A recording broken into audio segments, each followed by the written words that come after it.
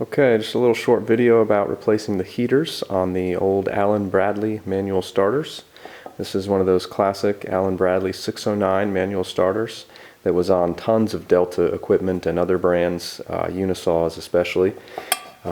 So on the inside you have a chart that provides you the specs of everything as far as the horsepower capabilities and the phase capabilities, and then a chart of heaters based on the full load amps on the motor nameplate. So you follow the instructions, follow the right size heaters, and look on eBay. And there's plenty of new old stock heaters out there, so I got the right size. And then all you do is you loosen up the screws, take them off, put the new ones on, tighten them up, wire everything up, and you should have overload protection at the proper amps now. So it's a pretty simple adjustment.